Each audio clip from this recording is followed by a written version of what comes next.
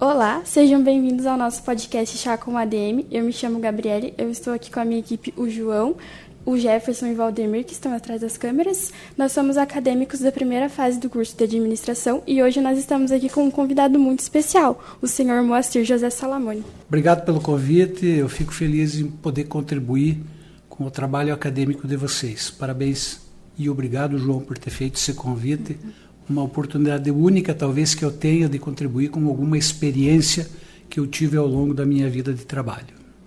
Sr. Moacir, quem agradece é a gente. Obrigado pela presença mais uma vez. E para a gente iniciar essa grande conversa, a gente quer conhecer quem é Moacir José Salamone, de onde vem essa história. Além de empresário, contador, administrador, quem é seu Moacir? Vou tentar resumir rapidamente para vocês uma pergunta que penso assim, dessa forma, nunca me foi feita antes, mas a gente sempre acaba contando a história pessoal para um ou para outro em partes. Tentar resumir. Sou um cidadão comum, como vocês, como qualquer um, com necessidades, com ambições, com trabalho, com compromisso, com responsabilidade, que a vida foi me dando ao longo do tempo, então sou uma pessoa normal. Porém, a minha história, como todo mundo tem a sua, começou sim, trabalhando desde muito jovem, com 13 para 14 anos eu comecei a trabalhar na empresa, vim do interior de Caçador, mais precisamente do distrito de Taquara Verde, onde lá então meu pai e minha família morava e os negócios que o meu avô começou por lá tiveram o seu início. Com muita dificuldade no início, com muita necessidade do aprendizado de banco de escola, principalmente. Por isso é importante frisar para vocês que o que vocês fazem hoje é de valia muito grande na vida profissional de cada um. Mas não fugindo da pergunta inicial, comecei aos 13 anos o meu trabalho, na função de office boy da empresa, uma atividade que hoje em dia praticamente está extinta. Passei a acompanhar de maneira muito próxima a burocracia da empresa e, por opção à época, fiz o curso técnico em contabilidade no Colégio Aurora. A partir de então, de formado no segundo grau como técnico, já tinha a possibilidade de assinar o balanço da empresa, como de fato isso ocorreu para mim, é um motivo de orgulho. À época, eu com 18 anos, era o contador da empresa, e não o fui porque era da família, mas fui sim porque aprendi no banco da escola, me dediquei para isso. O tempo foi passando, meu avô foi ficando velho, vindo a falecer, meu pai, meus tios, o tempo também, como para todo mundo passa, foram naturalmente se afastando do negócio e eu, como da geração seguinte, fui assumindo também de maneira natural as oportunidades que eu tive lá. Porém, é importante frisar para vocês que nada caiu no meu colo gratuitamente. Em tudo que você se propor a fazer na vida, se não fizer com muita dedicação, com muito amor, nada vai dar certo. E temos que ter sempre em mente, primeiro você precisa provar as qualidades que você tem, o potencial que você tem, para depois ter a oportunidade do crescimento. O que hoje a gente vê é muita ansiedade pelo crescimento muito rápido e às vezes tem coisas que levam tempo para o aprendizado. Então eu acho que essas coisas acabaram acontecendo comigo. Tive a sorte também de, ao longo da minha vida profissional, ter excelentes professores, não só no banco da escola, como no meu trabalho, colegas de trabalho que me ensinaram, a minha família que me ensinou, meu pai, meus tios, meu avô. E nunca esquecer de carregar sempre um pouquinho de humildade. Por mais competente, inteligente que você possa ser, sempre alguém tem algo a mais para adicionar no teu conhecimento e facilitar o teu dia a dia. Espero com isso ter concluído aí o primeiro questionamento a respeito da minha pessoa, mas se isso não ficou a contento de vocês, fiquem bem à vontade para questionar na sequência. Eu acho engraçado, né, Gabi, como uma pessoa que a gente admira, né, uma grande estrela, tem um agente como a gente, né, tem uma história, tem uma história a se contar, tem um tempo que se dedicou, estava ali estudando, trabalhando, dando a vida ali, e hoje é o que é, né, um senhor, uma referência aí para nós, e a gente entende, né, é gente como a gente, né, Gabi, não tem, tipo, não tem um diferencial, né. Sim. Um complemento, João e Gabriele, que acabei esquecendo, eu falei de um pouquinho da minha história profissional na empresa onde eu trabalho hoje. Mas eu tenho a minha história aqui na Uniarp, da qual eu me orgulho muito e está chegando ao final do meu período de Uniarp. O cargo que eu ocupo aqui é com mandato, ele se encerra ao final do ano, então é natural e saudável que exista essa renovação. Mas a minha história de Uniarp, da qual me orgulha muito também, começou aqui em 1983. Eu fui aluno aqui de administração e desde 1983 eu não me ausentei mais da Uniarp, até os dias de hoje. Então por aqui eu fui aluno, depois eu fui professor durante 17 anos em administração e contábeis, várias disciplinas ligadas à minha área. Eu fui depois coordenador de contábeis. Depois de coordenador de contábeis, eu fui convidado a fazer parte da diretoria que assumiu, ter sido o primeiro reitor aqui também à época. Após isso, eu continuei ainda por mais 12 anos na função de diretor-geral financeiro. Fui para o Conselho Curador, onde ocupei o cargo de vice-presidente e agora estou no segundo mandato de presidente. Então, resumidamente, essa é a minha história com a Uniarp, profissionalmente falando. Será que o senhor poderia nos contar um pouquinho quais foram as dificuldades que você foi enfrentando nesse caminho? Se teve obstáculos? Sim, muitas, Gabriele. Essas transições aí, que a universidade que passou até ela chegar à Uniarp, foram muitas. E aí, fazendo um relato pessoal meu, como eu disse antes, ter galgado cada etapa dessa que eu citei para vocês, foi sim e é sim, para mim, motivo de muito orgulho. E uma coisa antes que eu esqueça de dizer para vocês. Normalmente, isso não quer dizer que você não possa. Muito pelo contrário, você tem que ter sim ambição na vida, não ambição desmedida. Você tem que ter o pensamento positivo de querer progredir, melhorar. É para isso que trabalhamos, é para isso que lutamos sempre para as coisas melhorarem. Mas aquela ambição, por exemplo, não, eu vou disputar a função do João lá a qualquer preço, porque isso, porque aquilo, se precisar jogar um obstáculo na frente dele para impedir, eu vou fazer, sei lá, tem gente que age assim. Quem tem esse tipo de comportamento pode ter certeza que não sai de onde está. Ou, se conseguir ir adiante, não vai muito longe e logo todo mundo percebe quem é. Normalmente, você vai galgando posições onde você está, se você mostrar um trabalho positivo. E o conjunto que está te observando é que vai te levar a posição adiante. Isso sempre aconteceu comigo, eu conto da minha experiência. Eu nunca desejei assumir nenhuma função das quais eu assumi na minha vida, nunca. Nem na empresa onde eu trabalho, nem aqui na universidade, nem durante o tempo que eu estive na associação comercial. Eu nunca fiquei brigando por aquele espaço, por aquele cargo. Eu procurei fazer o meu trabalho. E me orgulho muito em dizer isso, porque quem me cercava, o conjunto que me cercava, me olhava com bons olhos e dizia: a oportunidade é desse cara. E em cada situação dessa, me pegavam de surpresa.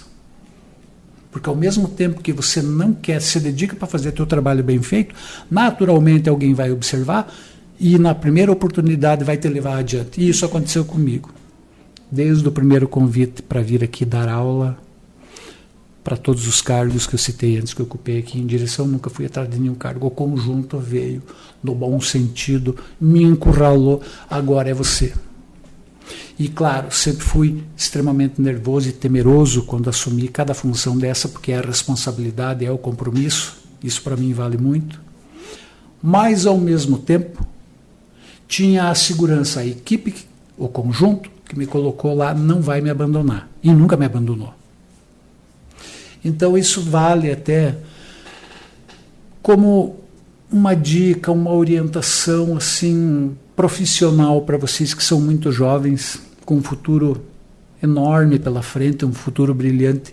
Pensem sempre nisso. Procurem sempre fazer o melhor daquilo que vocês têm como atribuição hoje no dia a dia do trabalho de vocês. Naturalmente, se bem feito, sempre alguém vai observar. E sempre alguém vai chegar lá para mim, por exemplo, dizer: olha, o João fez lá um trabalho de organização assim. Me falaram do João. Daqui 2, 3 semanas alguém vem falar da Gabriele. Olha, a Gabriele fez uma mudança lá, ficou legal. Naturalmente vai criando o seu conceito e as oportunidades aparecem. Não precisa tu derrubar quem está à frente. As oportunidades aparecem. Caçador é uma cidade que cresce muito, exponencialmente, podemos assim dizer. Está cheio de oportunidade presente e futura. Basta que as pessoas se dediquem no preparo como ser humano, como um perfil de caráter, de honestidade, de seriedade, para ir galgando os espaços, porque o tempo passa para todo mundo. E aquele cara que é bom hoje na função, um dia vai ficar velho. Naturalmente ele vai ser substituído, por isso que existe os jovens, como há um tempo atrás eu também fui, né? Não sou velho hoje, mas já tenho a consciência hoje, por exemplo, que eu tenho que pensar nisso. Eu não posso pensar só naquilo que eu faço, do jeito que eu faço, no meu bem-estar lá dentro da hierarquia, até a hora que eu posso trabalhar. Porque quem veio antes do que eu também pensou nisso. E me deu a oportunidade. E eu agora, estando, preciso pensar em quem vem depois de mim. E ajudar a preparar o caminho. E são os mais jovens que estão dentro de cada conjunto. Desculpa se eu estou me estendendo nas perguntas, aí, nas respostas, podem me interromper. Mas, nossa, Gabi, depois dessa, eu ganhei aqui um monte de conselho. Não sei você, mas aqui a minha experiência já foi lá em cima. Mas é que nem o senhor disse, né, seu Master, o senhor agarrou as oportunidades, não ficou naquela zona de conforto. Você teve, foi lá, agarrou, com nervosismo, às vezes sentiu que não estava preparado, mas agarrou. E se preparou, e se esforçou, e evoluiu. É porque serve pra gente, né, Gabi? A gente é jovem, a gente tá aqui iniciando a nossa carreira, estamos se preparando. Sim.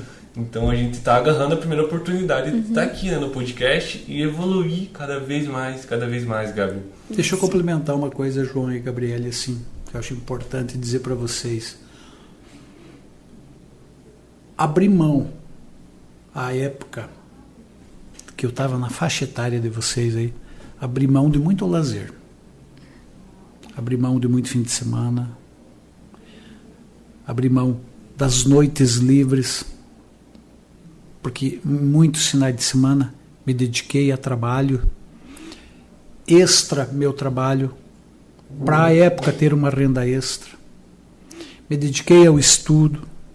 A ter um conhecimento, por exemplo, de outra língua, como é o caso do inglês, que é aquilo que a empresa onde eu trabalho hoje negocia com o mercado externo. É fundamental o conhecimento do inglês. Então eu abri mão de, entre aspas, curtir a juventude na sua plenitude. Eu não sou contra isso, também não tenho nada contra quem quer agir dessa forma, só que tu paga um preço pelas coisas. Tu quer curtir a juventude com plenitude? Ok. Talvez a velocidade do teu sucesso seja menor. Você quer abrir mão de um conforto? Quer abrir mão de um fim de semana? de uma noite livre para estudar uma outra língua, para fazer um outro trabalho. Eu, no meu caso, fiquei 30 anos trabalhando manhã, tarde e noite, porque durante o dia eu dava expediente na empresa e à noite vinha para a sala de aula aqui. E sem demagogia nenhuma, na maioria das vezes eu muito mais aprendi do que ensinei. Então tenham em mente isso também. O sucesso não chega sem um preço. Ele não cai no colo por um sorteio. Ele cai pelo merecimento, pela dedicação. Abre mão do conforto. Abre mão do fim de semana. Abre mão de uma noite para estudar, que é o que vocês estão fazendo. Não desistam disso. Tem horas, eu reconheço, tem horas que dá vontade de chega disso, não quero mais, esse professor já me encheu o saco. Tem, todo mundo passa por isso. Mas tem que fazer o desabafo, nem que seja com a parede ou com o espelho, faz o desabafo, ou todo o desabafo, xinga o espelho, pronto. Começa outro dia, vai de novo. Não deu certo hoje, amanhã vai dar. Amanhã não deu também, não desiste, no terceiro, no quarta tentativa vai dar certo. As coisas são assim que funcionam na realidade, não é tudo um passe de mágica, o cara foi abençoado, sorteado, tudo. Não, tem muita coisa ruim, tem muito sacrifício nisso. Um paradigma é um atleta. Não tem atleta de ponta, de elite, que não sinta dor. Mas é o preço que ele paga pelo esforço, pela dedicação para ser o melhor naquela modalidade. O sucesso, seja em qualquer área que for, ele vem e ele cobra um preço. Mas o preço vale a pena. O resultado pessoal, satisfação pessoal de realização, do sucesso, de ter vencido, de ter conseguido, de ter feito um monte de amigos, de saber que tem uma rede que te sustenta, que te suporta, que te ajuda na hora que você precisa, é muito importante.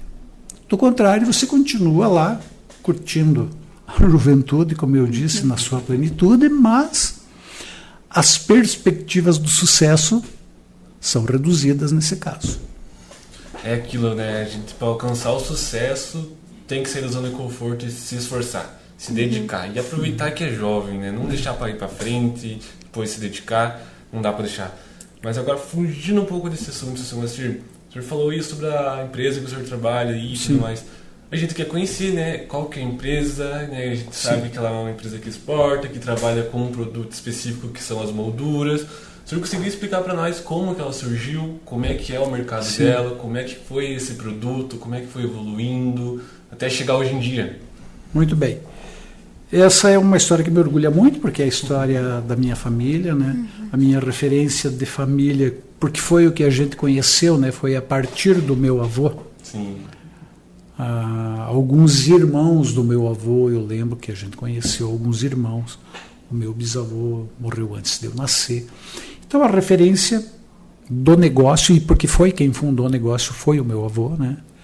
Em 1944. Então a empresa nossa, que é Madeira Salomone Limitada, foi fundada no dia 8 de abril de 1944. Então ela completou agora em abril, não, vai completar amanhã, depois de amanhã, 81 anos de existência. Então, sobreviver, um CNPJ, uma empresa, sobreviver 81 anos nesse ambiente turbulento que tem sido o Brasil e como ele é hoje, já é um privilégio muito grande, né?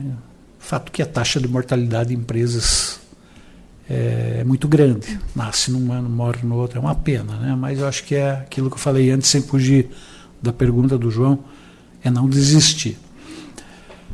Então, meu avô veio do Rio Grande, como todo o oeste catarinense que foi colonizado por gaúchos, veio do Rio Grande com uma carroça, minha avó e meu tio mais velho nos braços, que era um bebê ainda.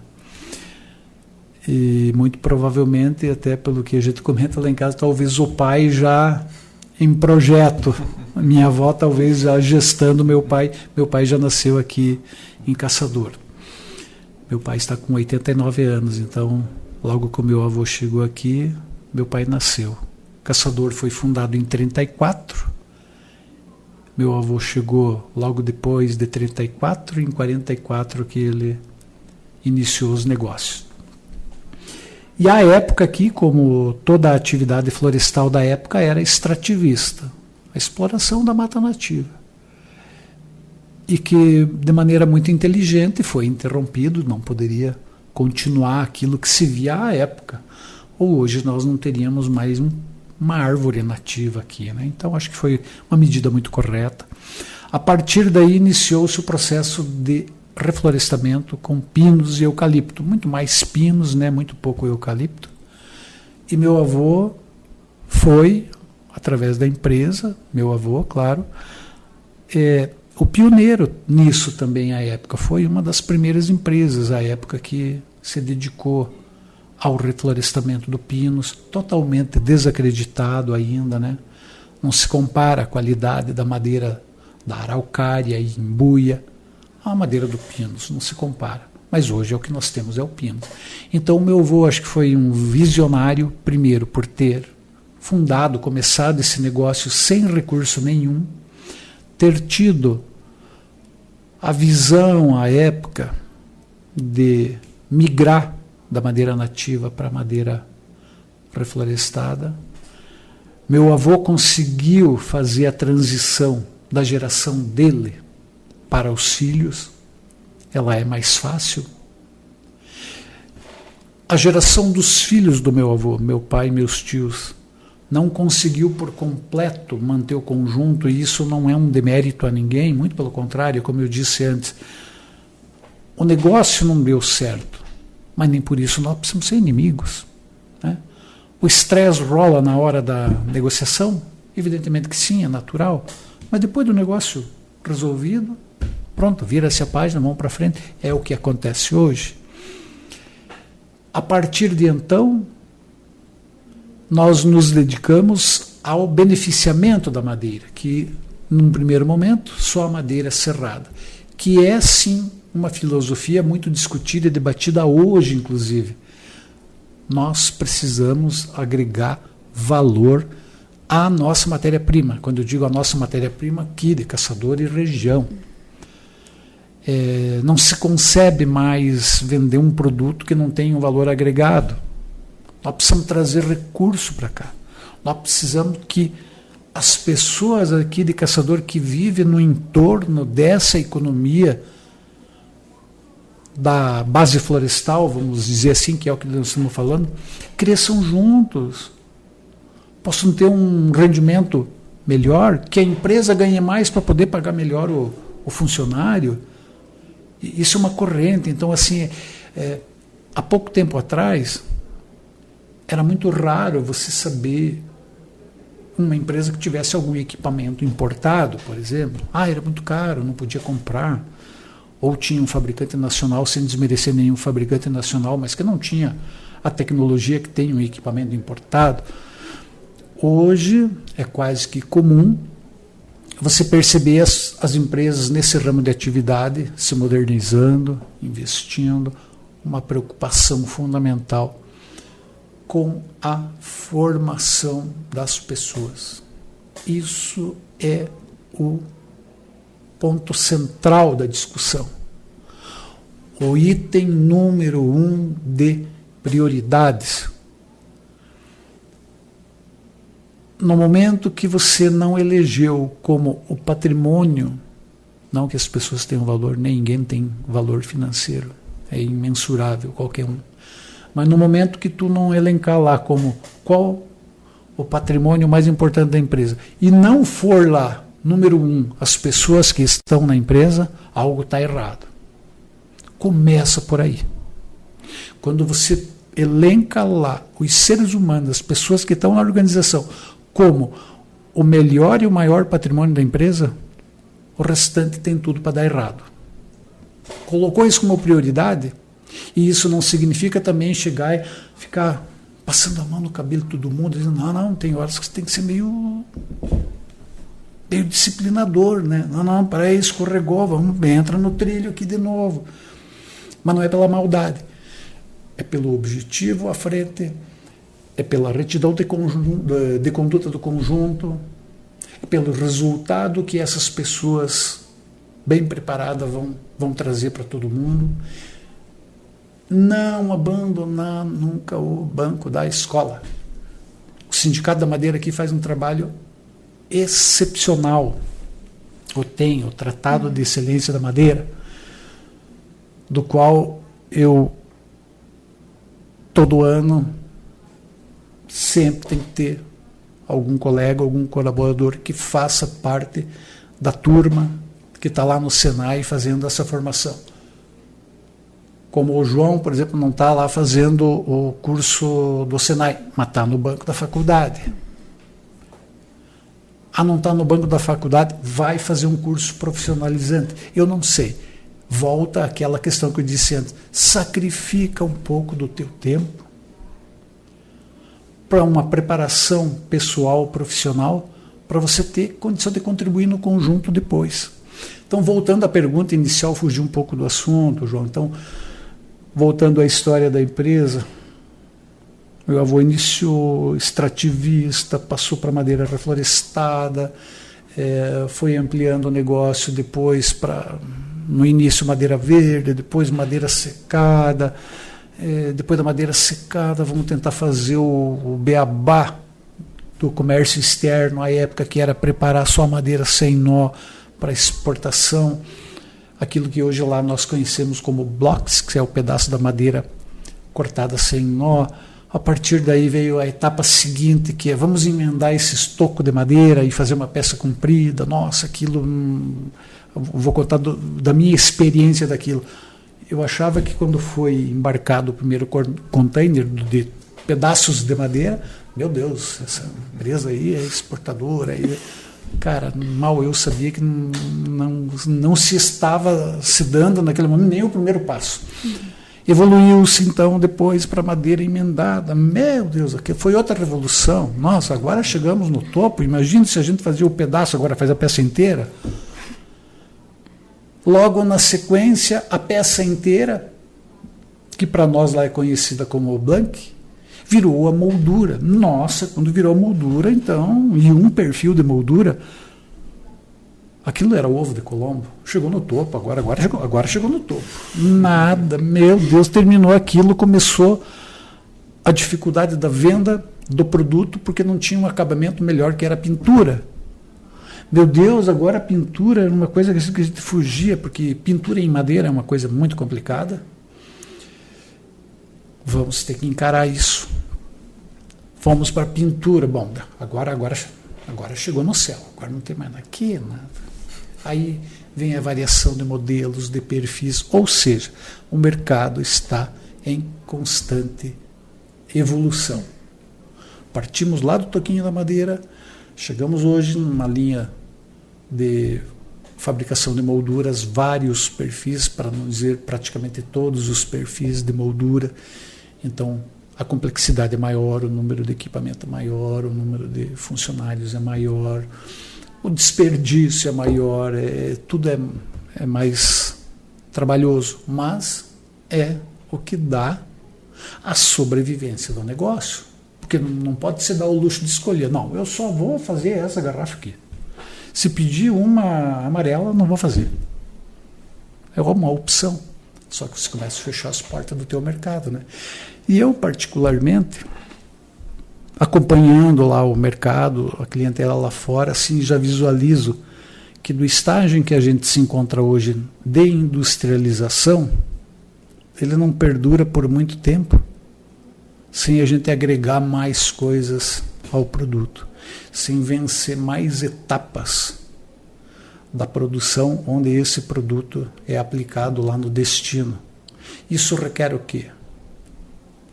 Gente preparada em primeiro lugar, por isso é importante que todo mundo permaneça no banco de escola por muito tempo. Vocês são da geração que vai ter a idade média de 100 anos ou mais. Então pense que vocês estão na faixa etária de 20 anos, agora um pouquinho mais, um pouquinho menos. Vocês têm ainda no mínimo 80 anos pela frente. 80 anos. Será que não dá para estudar um pouquinho mais? Dá sim. Em 80 anos dá para vocês fazer tanta coisa na vida. Mas primeiro precisa formar a base, o aprendizado, tudo, para depois lá, de uma certa idade, desfrutar um pouco também desse trabalho, né? Mas voltando lá ao que tu falou antes e para concluir também, João, a empresa requer as pessoas preparadas para a evolução, como eu falei, no processamento, na agregação de valor e assim por diante. Vai requerer equipamentos, vai requerer espaço físico, requer um aumento de toda a cadeia produtiva.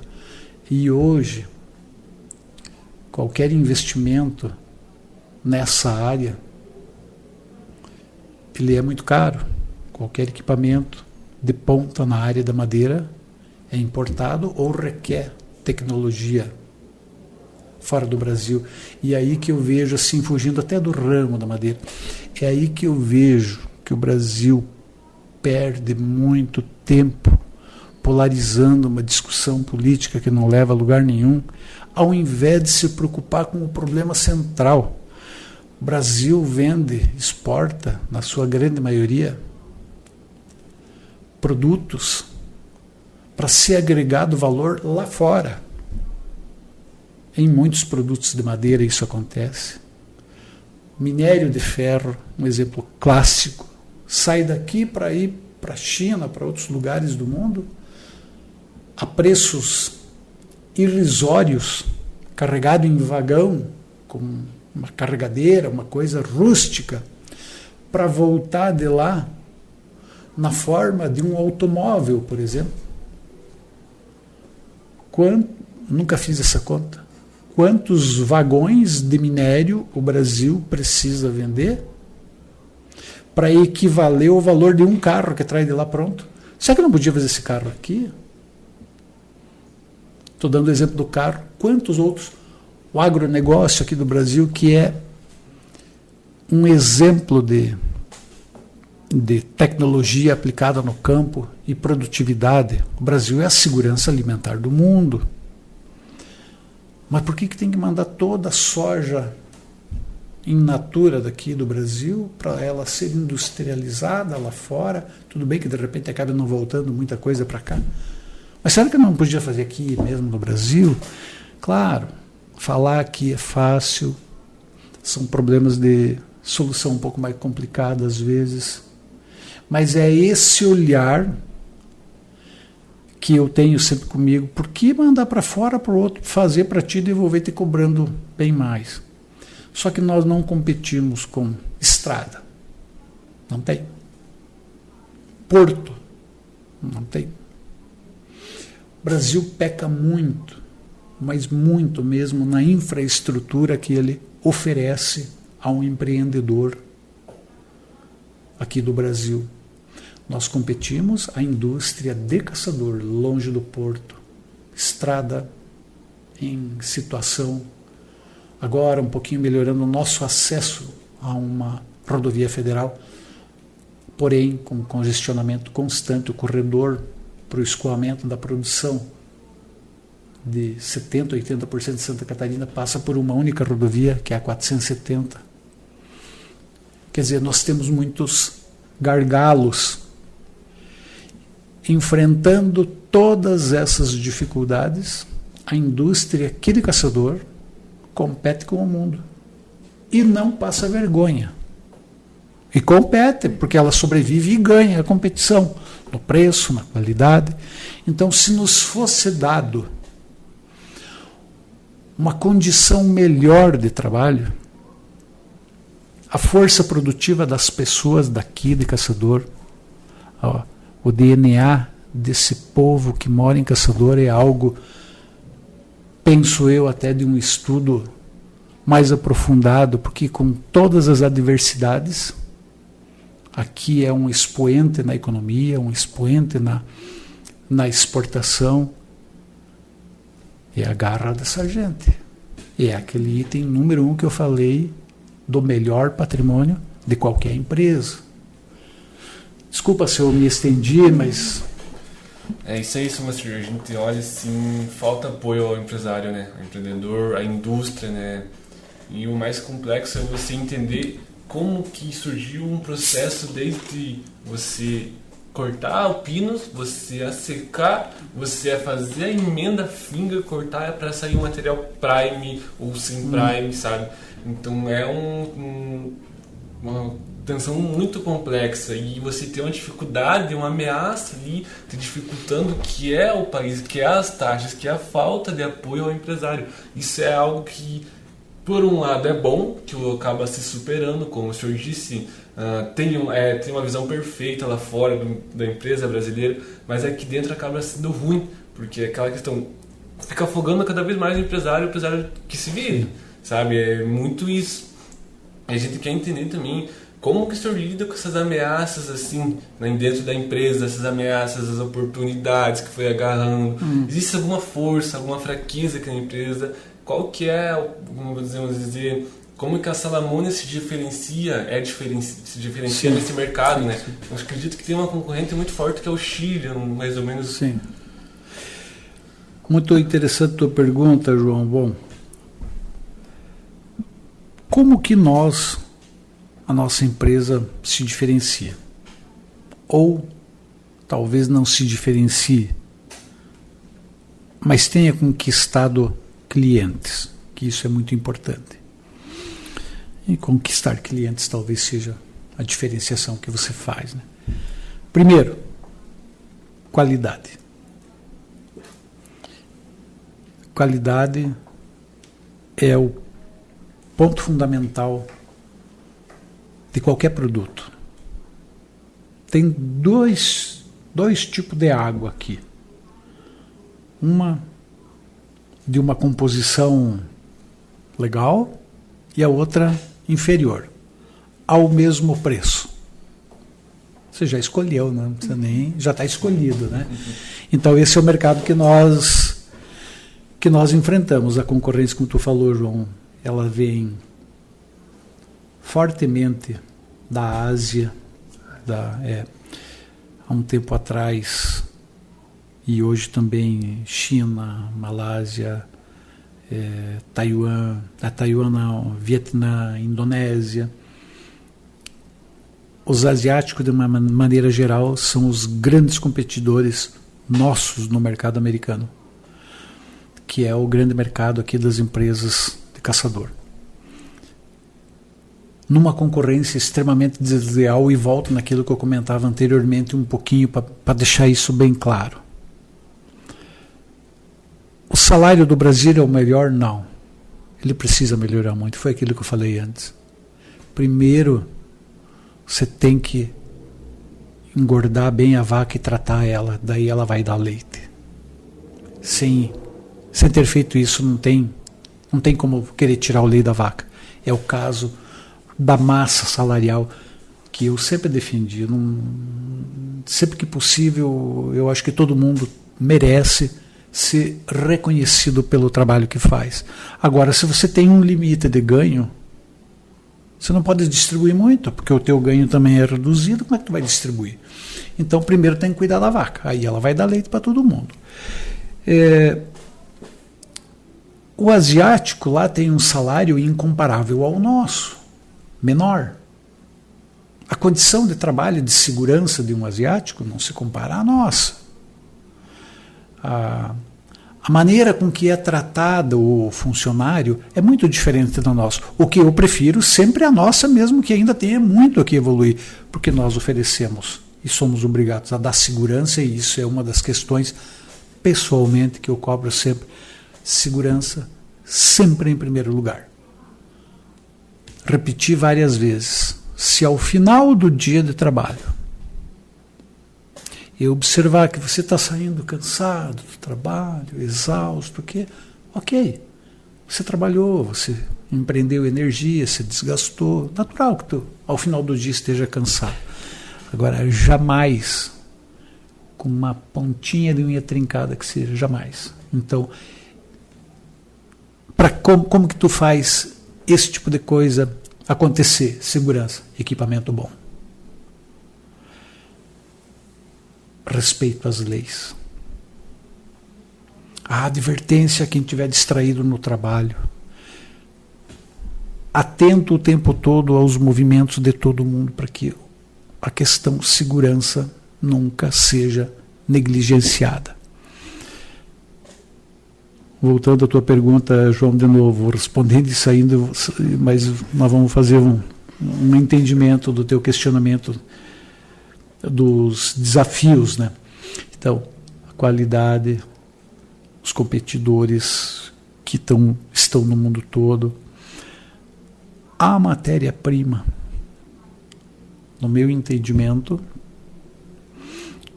uma empresa como a nossa, ou nesse ramo de atividade, é fundamental que tenha uma reserva técnica de floresta. Você não tem toda a floresta para demanda, ok? Tem as pessoas que plantam floresta e que nunca vão montar uma indústria e estão plantando para vender nesse comércio local aqui da indústria. Então é perfeitamente compreensível. Tem o só dedicado à floresta, tem o só dedicado à indústria. O só dedicado à floresta, no momento que a indústria entrou em crise, ele vai vender para quem? Não vende. A indústria exclusivamente dedicada em industrializar, sem uma reserva técnica de floresta, acaba sendo um pouco refém do fornecedor da matéria-prima. Então, você tem que ir eliminando essas ameaças do teu ambiente de trabalho. Investir, sim, na renovação de equipamento, ou por ampliação de volume, ou porque o equipamento antigo está muito velho e não oferece tanta segurança, ou por causa do rendimento, da produtividade, da otimização, do desperdício. Então, você precisa investir ali. Mas nunca esquecer de trazer junto aquela gordurinha, aquela reserva técnica de proteção do teu negócio, que é a matéria-prima. Porque num momento como agora de dificuldade, no caso específico nosso, você acaba queimando aquela gordurinha. Não que ela não custe nada para ti porque ela é própria. Não, ela já custou, você investiu lá. Mas ela te defende agora, num momento debaixo do mercado, para você atravessar essas turbulências e lá na frente tentar recuperar de novo, recuperar inclusive a reserva técnica que tu teve que acabar cortando para manter o negócio vivo. Teriam tantas outras ameaças, então estou dando apenas esse exemplo, né, João? Mas assim, eu acho que foge um pouquinho até do estudo específico do conteúdo, da disciplina de vocês, e foge um pouquinho de tudo que a gente está falando, mas que eu acho muito importante falar também, que independente do credo de cada um, do Deus que cada um acredita, mas assim, tem que ter muita fé, tem que acreditar, tem que ter alguém que você confie e acredite que é superior a nós, e que comumente chamamos de Deus. Então isso também nos fortalece, nos protege, e nos momentos de angústia é para quem você pede socorro. Então eu acho que é um conjunto, mas o homem não está dissociado. Nós, seres humanos, não estamos e nunca devemos nos imaginar dissociados de Deus, ou da crença de algo superior a nós. E não deixar nunca que essas coisas materiais tomem esse lugar do divino, da cabeça de cada um, seja católico, evangélico, independente da religião, mas eu quero crer que lá no final nós falamos do mesmo ente, do mesmo ser, do mesmo Deus. Ter fé e acreditar. Isso nos fortalece nesses momentos de ameaça, como você falou também, de acreditar, de não desanimar, de confiar de quem está no entorno, que te ajude. Então, é muito ampla a resposta, né? Mas, no caso prático, especificamente da empresa da qual eu falo, que é a nossa, eu acho que as ameaças você elimina dessa forma. mantendo a atualização do Parque Fabril. Tem que acompanhar as tecnologias. Isso é um ponto de defesa às ameaças. Há um tempo atrás, um equipamento ou a falta de um equipamento exigia 10 pessoas para a execução do trabalho. O equipamento veio e acaba realizando a mesma tarefa com 2 pessoas. É um jeito de você proteger o negócio contra as ameaças. Mas você está eliminando postos de trabalho. Não. As pessoas estão evoluindo. Aquele trabalho braçal, repetitivo, rústico, ele tem que ser eliminado. E aquela mesma pessoa precisa ir para o banco da escola para ela galgar uma função melhor. Quem não for, bom, daí vai pagar o preço, né? Então, que não fique também esse entendimento. Põe máquina e elimina a gente. Não, não é isso. Põe máquina para fazer o serviço braçal, repetitivo, desgastante. A máquina faz.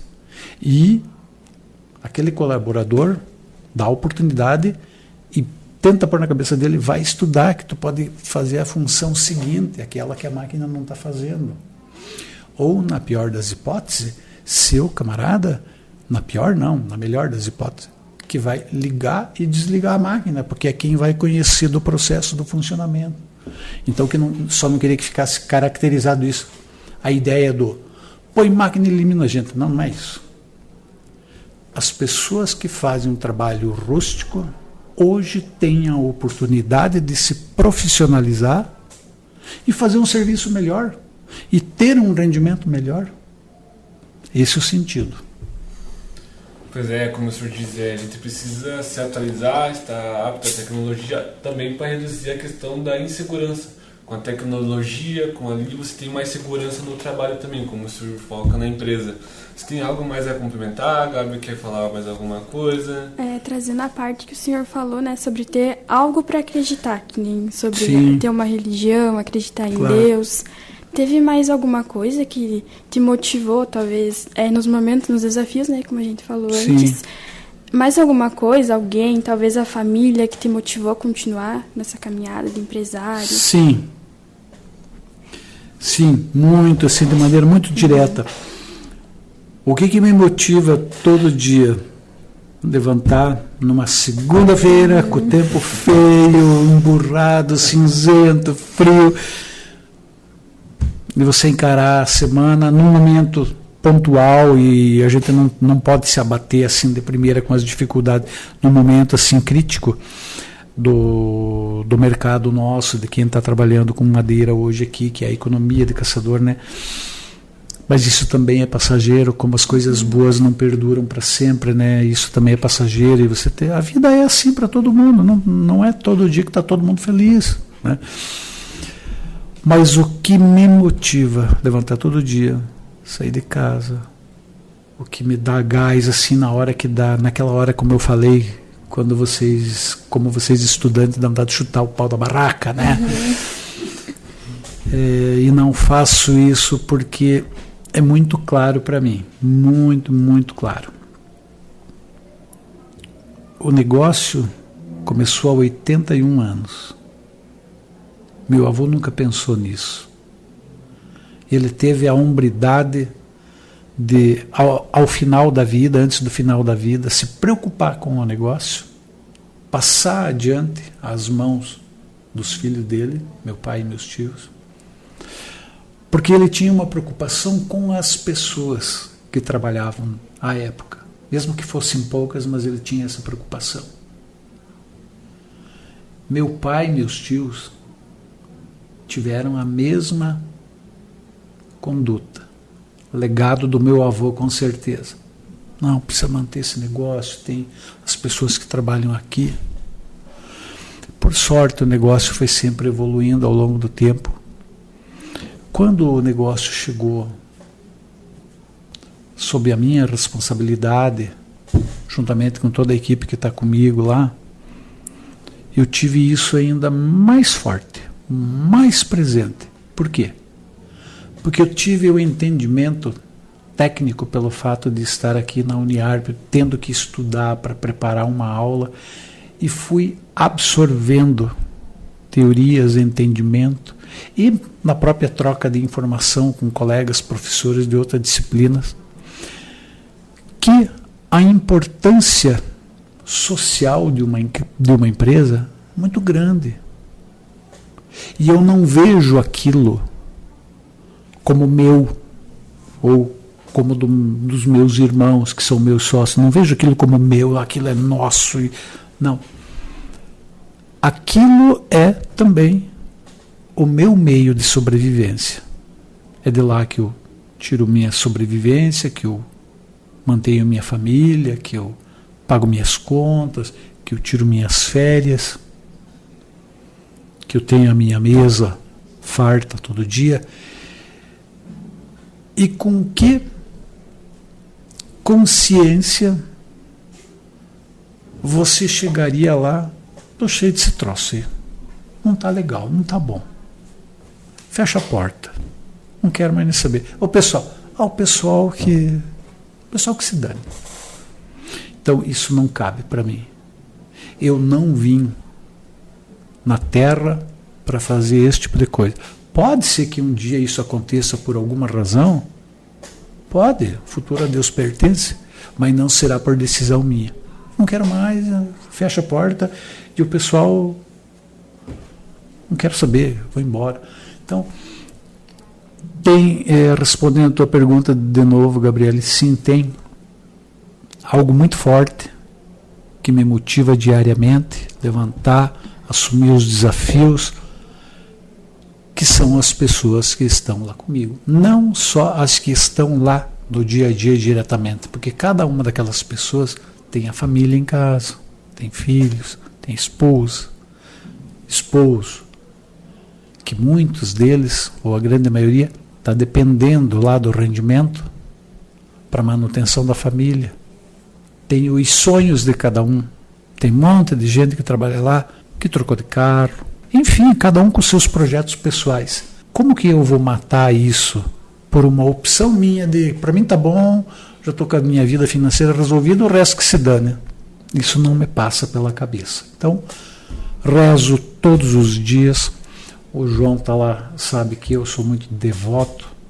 Rezo todos os dias para todo mundo que está lá, para todo mundo que tem alguma ligação direta com a gente, para as pessoas que estão aqui na universidade, para as pessoas que moram aqui em Caçador, que vivem aqui, que se dedicam aqui, mesmo com o abandono, como eu disse antes, aqui tem um povo diferenciado. E essa fé que eu tenho que me move, isso que me mantém. Tem horas assim que dá aquela vontade, tem, mas aí eu reflito sobre essas coisas que eu estou falando para vocês. Vamos à luta. Complementando um pouquinho, resumindo a pergunta que você fez, gostei da pergunta, é a fé, é o compromisso com as pessoas que estão contigo. Se aquele pessoal durante 81 anos foi útil para construir aquilo que tem hoje a empresa, por que você pode dizer que agora não precisa mais? Então é uma questão pessoal, de consciência, de moral, de caráter. As pessoas apostaram em você, acreditaram em você. Me orgulho de dizer que tem gente lá que foi meu colega de aula, até hoje trabalha lá com a gente. Alguém fica 20, 30, 40 anos num lugar se não gosta?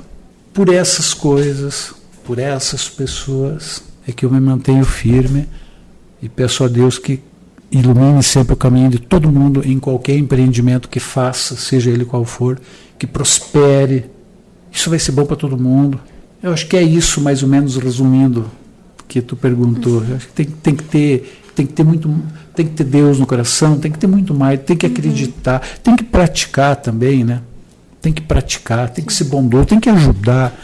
E ainda ter a vida com força, com saúde, com oportunidade, com conhecimento. Por alguma razão foi dado isso para que você não guarde para ti. Passe adiante, contribua. É isso. São palavras que a gente escuta assim, que, nossa, deixa a gente surpreendido, sabe?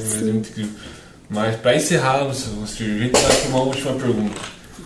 o senhor como gestor, como administrador, contador, o que o senhor teria para dizer para os jovens que estão vindo nessa área, que estão vindo abrindo suas empresas, que estão tendo a coragem de encarar esse mercado, encarar essas ameaças que o país dá para a gente? O que o senhor queria dizer? Quais são os conselhos que vêm dessa grande mente, dessa história incrível que o senhor queria dizer para a gente?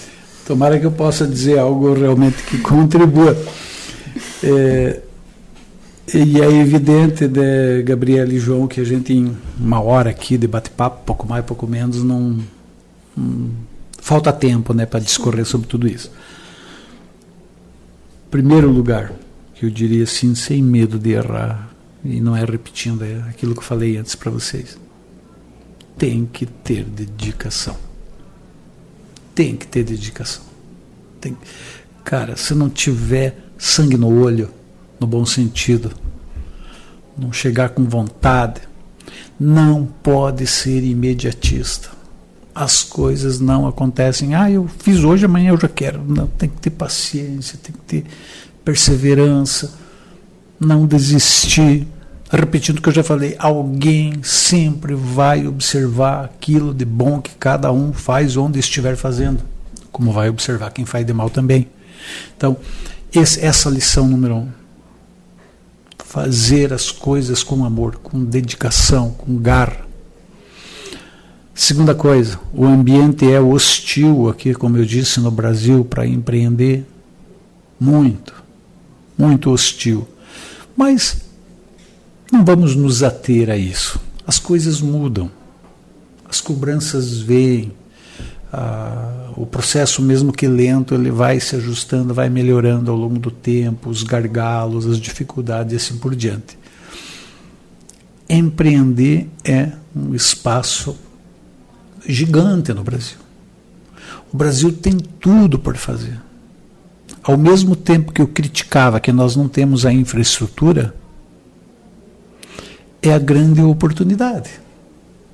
Porque se ela já existia, você não precisa fazer, ela já está pronta. Não, ela está por fazer. Tem muita coisa boa que vai acontecer no Brasil. Temos que parar. Independente da preferência de cada um, tem que parar com essa discussão polarizada da política de A contra B e vice-versa. Isso não vai levar a caminho nenhum.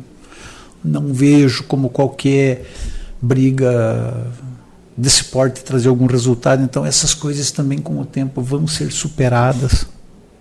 Então, dedicação, empreender. E o empreender não significa, eu vou ter que montar minha empresa. Não, pode sim, e para muitos vai ser esse o caminho, mas às vezes empreender é empreender dentro do próprio local onde cada um está trabalhando. Vou empreender na atividade que eu tenho dentro desse departamento. Em algum momento alguém vai observar o meu trabalho, eu vou ser o chefe desse departamento, um empreendedor por ideias, por atitudes e assim por diante. Então, a dedicação, o empreender com essa visão que eu disse que não é ter um CNPJ, sim, pode ser um CNPJ, mas pode ser na própria empresa, que cada um trabalhe e progredir dentro dela, e não desistir. Por quê? É quase que uma covardia. Vou matar o meu fim de semana estudando para a prova ou vou no churrasquinho com os amigos? Então, assim, persistência, perseverança. Eu acho que cumprindo isso, não tenho porquê não dar certo, né? Basicamente eu diria isso para vocês, mas é uma pergunta muito ampla, né, João? Dá para falar muito a respeito dela, né? Mas resumidamente, até em função do tempo de vocês, mais ou menos isso. E também, assim, João, me coloco à disposição, eu tempo tenho, fiquem bem à vontade, se tiverem mais perguntas, fiquem bem à vontade, estou à disposição.